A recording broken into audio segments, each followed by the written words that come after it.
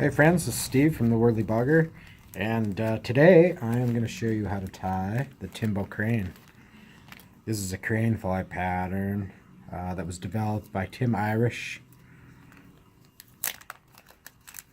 Tim was a long-time guide in central Washington on the Yakima River, and he's created some great patterns over his tenure, and this is one that we fish mainly in September, parts of October, for the Cranefly hatch. So I like to tie this on a Gamakatsu C13U key balance hook. The reason I like it, it's heavier wire for big dry flies. Plus you can see the unique design. It has a big bend in between the shank and the hook point. So on big flies, especially foam flies where you have extended bodies, it has great hook setting ability on fish. And it comes in this nickel black. It's great. So first thing that you're going to want to do is lay your thread foundation down behind your hook eye and move it all the way back to the bend right where you get that slope, and trim off your excess. Your thread should be hanging just right behind the barb. So this is an extended body fly, and you can tie it in a couple of different colors. Works great. Depending on what color your crane flies are, wherever you're fishing. Ours here happen to be usually an olive color, dark olive, light olive. We even see some in tan. So light olive works good. Tan works good. We tie them in purple too, because our fish love purple, of course.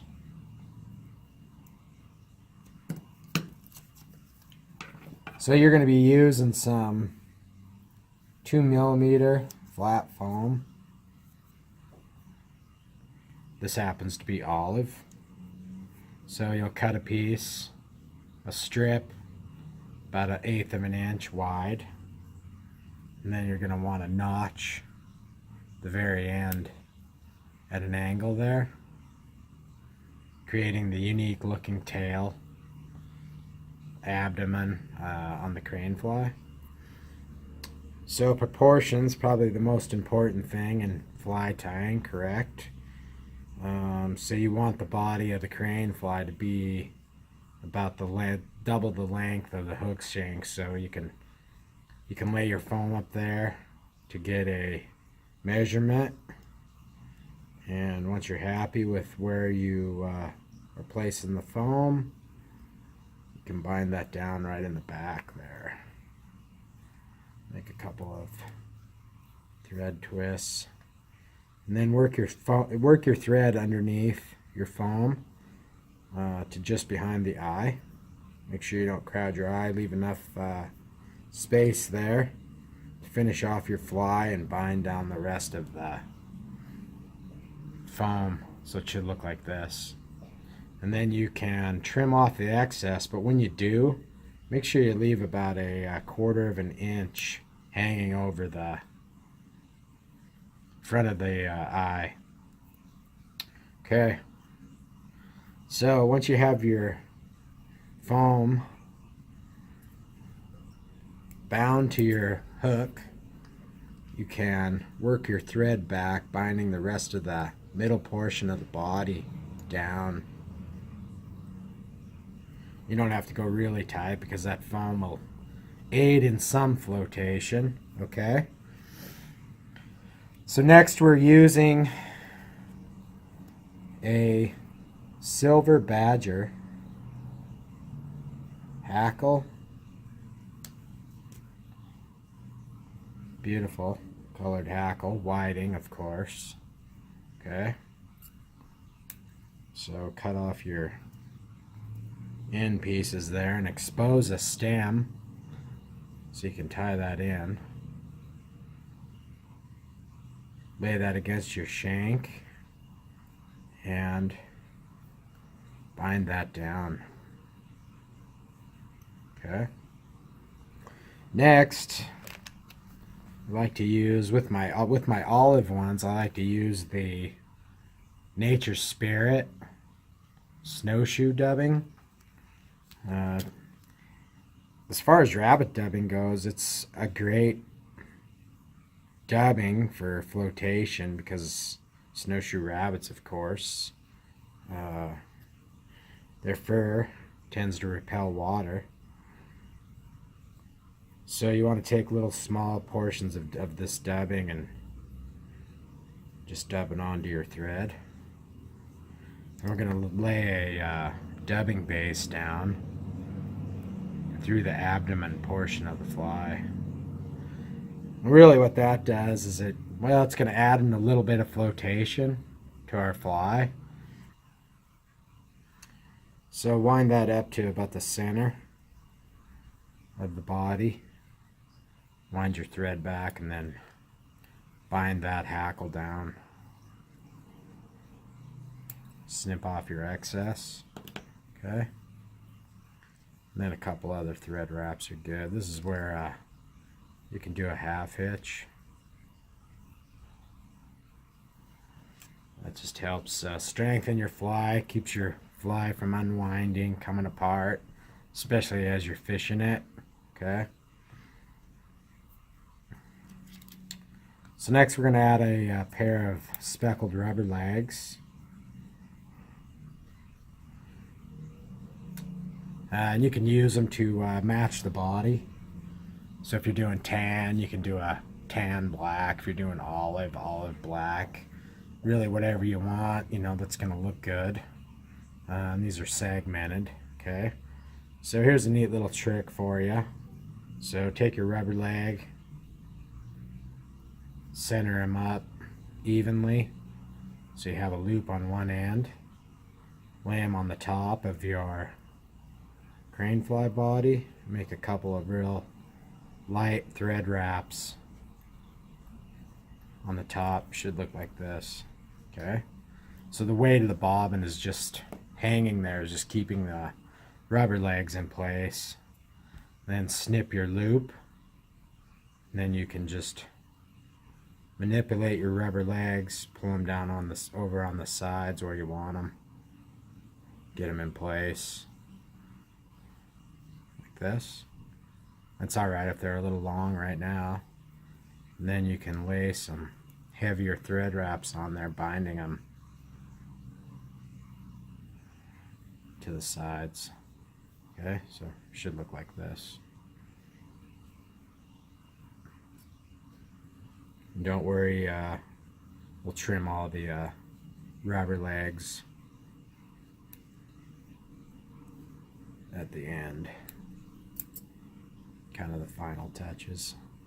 So next we're going to lay in a pair of wings. So once again, taking our silver badger, get two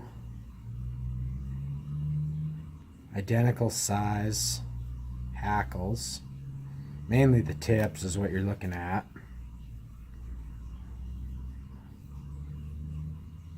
So here's what you want.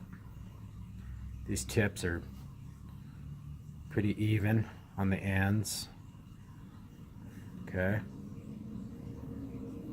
Do a measurement. Snip it off and then strip the quill, strip the stem, and expose it so it looks like this. Okay, and when we lay these in, I like to bring the stem right through the hackle. Get it where you want, and then we want to tie the stem down. Sometimes you got to play with this a little bit. You want the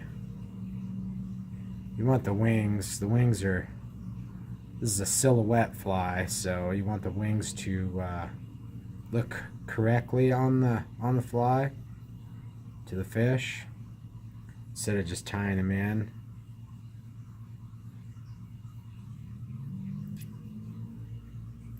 Get them where they're nice and flat with the body. Like that. And then once you have that,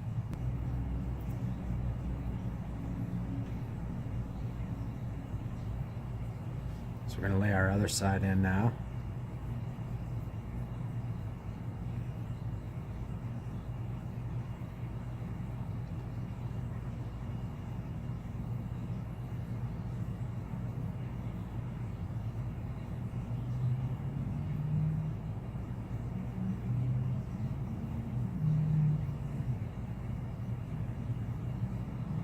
Sometimes a figure eight approach too works well.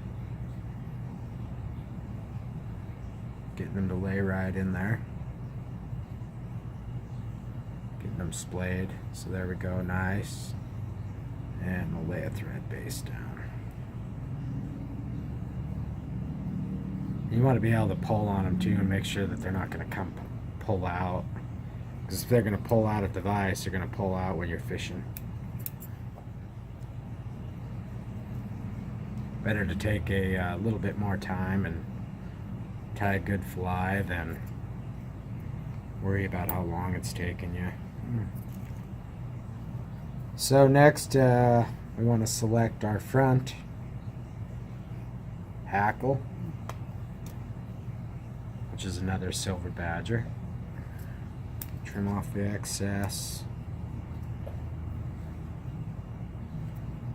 Expose the stem. Okay. Lay it across the body and tie the stem in. You can pull those rubber legs back and get them out of the way. And then cut off any excess stem that you have. See how you can pull those rubber legs back out of your way and let them go. So here's where you can kind of fine-tune your look on your rubber legs too with your dubbing. So once again, snowshoe, rabbit dubbing, small amounts dubbed onto the thread.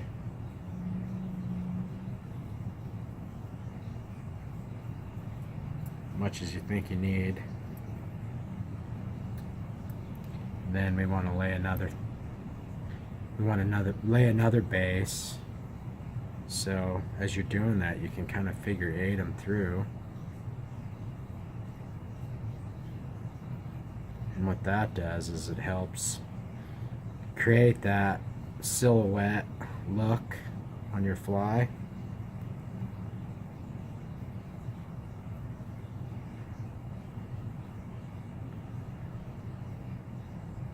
Stop your thread right behind.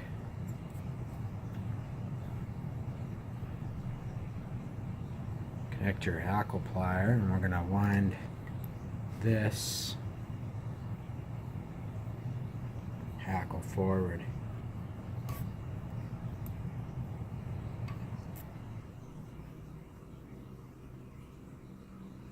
Keeping it tight. Once again, we want this heavily hackled because we want to be able to skate and move this fly on the surface like the real bug.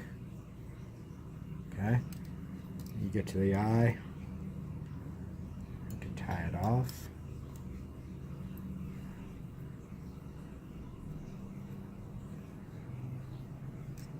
And snip off the excess. You can pull all that up.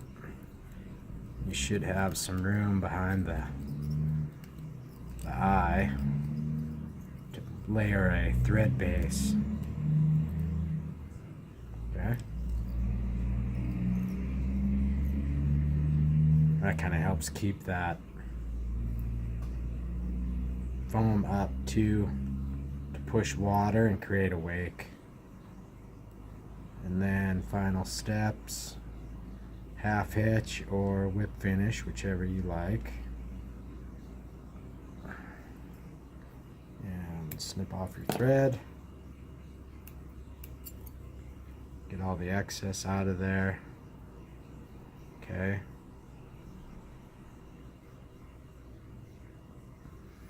And then you can kind of manipulate your rubber legs. If they're too long, you can cut them. You want it to be kind of long because you want them to create some movement, like the real fly. Get them even. Okay, and then this piece I have just a little bit long, which is alright. You can trim that down, and then what Tim liked to do was he liked to make a center cut right down the middle, just to give it a little bit different look and create a little bit different wake in the water. So it looks like that.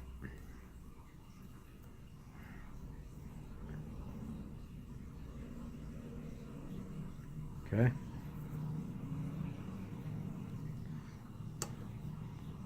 So there it is. The Timbo Irish Cranefly. Pretty simple, but very effective and fun to fish. Hope you enjoyed the video. Everything's available to purchase at the bottom of the video if you'd like to tie this fly. Just click on the links.